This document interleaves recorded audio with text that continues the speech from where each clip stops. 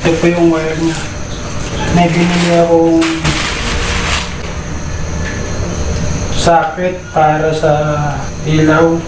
Isaksak nyo rito. Meron siyang switch. Tapos isaksak nyo lang dito. Tapos yan. Saksak natin na. Yan. Ilaw na. Patay natin ang switch. Yan. Kapag i-on yung switch, umilaw yan. Yan. Kung gagawa kayo sa labas ng inyong bahay na madilim, pwede nyo po dalhin to. Kasi magaan naman siya eh. Kaysa bibili pa kayo ng drum cord extension eh, pwede naman palang PVC. Oh. Pinggan lang yan guys. Pwede nyo tanggalin to. Oh. Ano ba, magsaksa kayo rito. Oh. Ganun lang. Pwede nyo dalhin to sa labas kapag meron kayong gagawin. Okay guys? Hello guys, gagawa tayo ng DIY na drum cord extension gamit ang junction box at saka pinggan.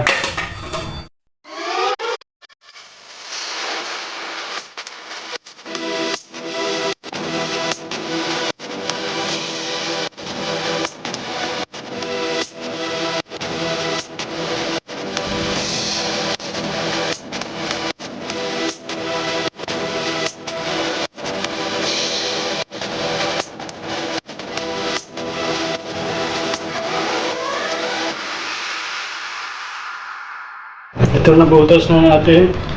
Sinunog ko lang ng soldering iron kasi hindi po siya pwede barina.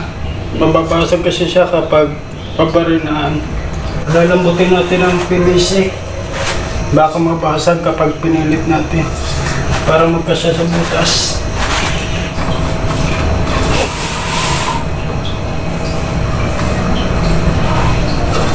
Ito naman ang isa. Bubutasan natin. Ito na naman ang bubutasan natin. Isang pinggan. Lagyan lang natin ng paper tape. Butas ng isang pinggan. Putulin nyo lang natin lang. Ito yan guys eh. Ito yan guys eh.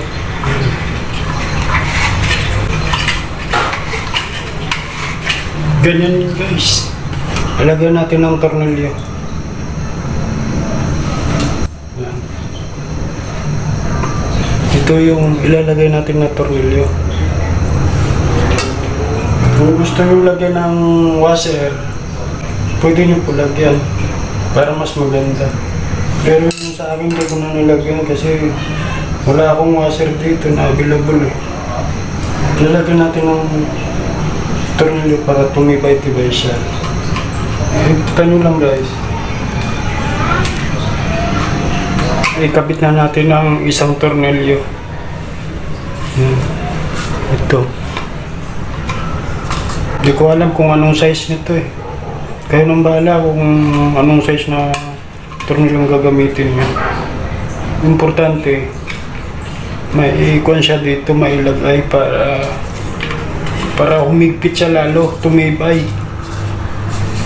Nailagay ko na yung dalawang tornilyo. Yan.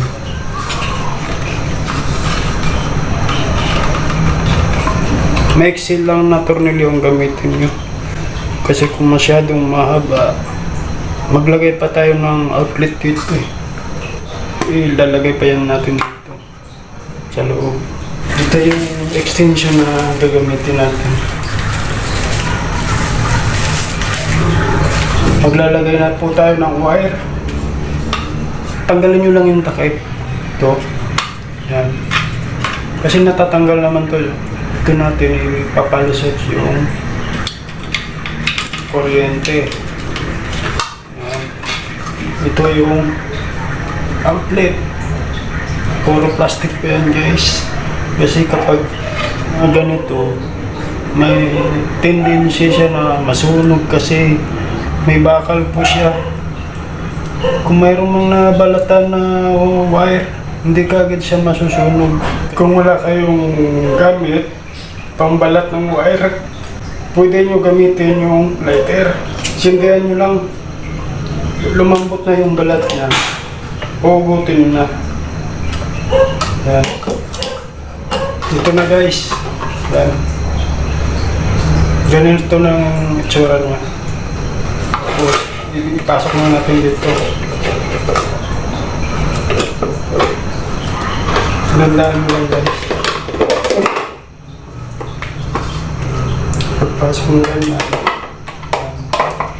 Dapat guys, pantay po siya. Lagyan na natin ng tornilyo dito sa utility box.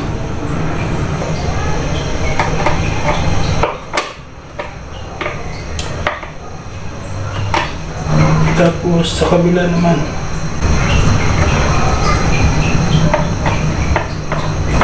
Huwag nyo lang ito masyadong ipit, baka ma-lost thread ang thread niya. Tibay yan. Tapos ito yung ganyan. Puputasan natin dito. Tutunawin lang natin. Ito na guys yung plate na ilalagay natin.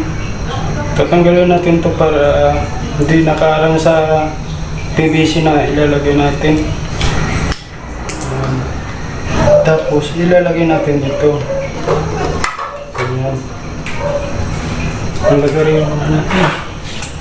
Gumamit na lang ngayon ng lagaring bakal. Tapos lalagay rin yung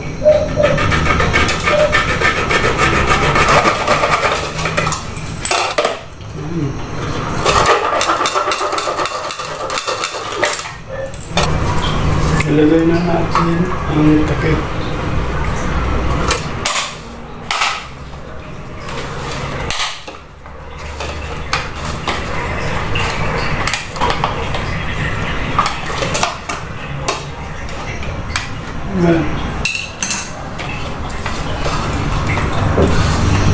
Ganyan yan.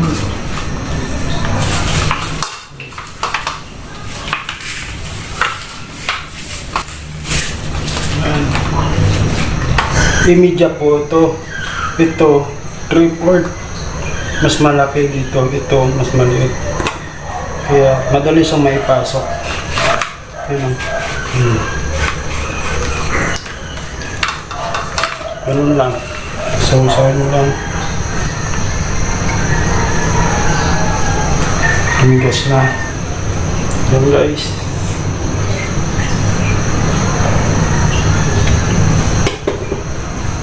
Okay guys. Yan.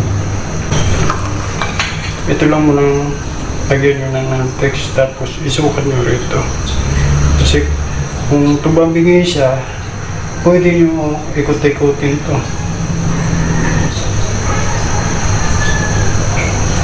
Yan. Okay na yan guys. Palagarin na natin.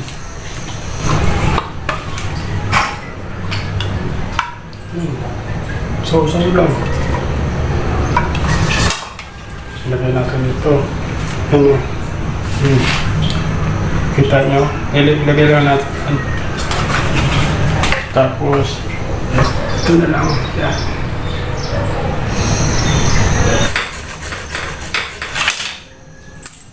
Yan guys. Ilagay natin ito.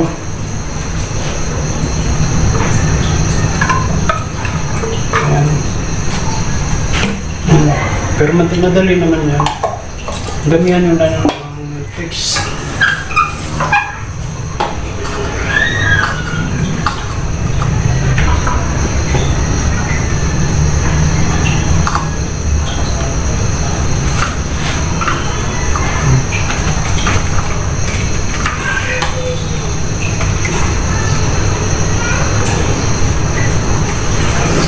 Yan. Hintayin lang natin matuyo. Tapos na. Pintura na lang. Yan o. Paikutin nyo. Yan. Na guys, pipintura na natin.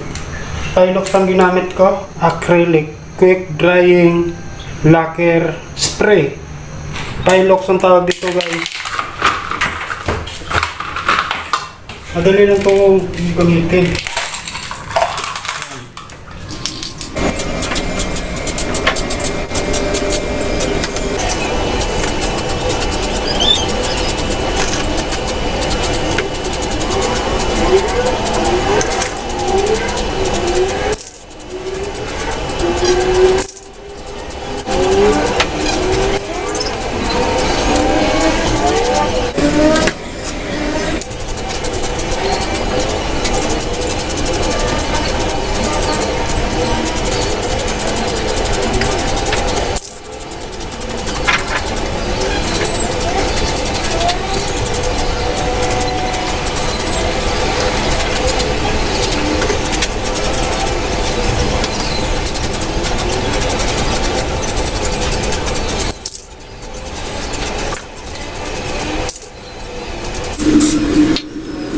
Pinarawan ko muna para lalong dumikit. Yun guys. Ang kintab guys, maganda tingnan. Paki-subscribe naman po ng channel ko. Sobrang gaan pa guys.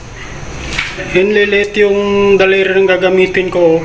20 meters lang kasi yung wire na nilagay ko dyan. Pero kapag mahaba yung wire na nilagay nyo dyan, siguro mabigat na rin. Ito mga wala pang 1 kilo yata to o 1 kilo na. Sobrang gaan guys. Kahit saan nyo dalhin to eh. Kahit bata pwede to dalhin. Bahala na kayo kung nagustuhan nyo. Sana nagustuhan nyo ang video na ito at nakatulong na naman ako sa inyo. Maraming salamat sa inyong panonood guys. Hanggang sa muli. Bye bye.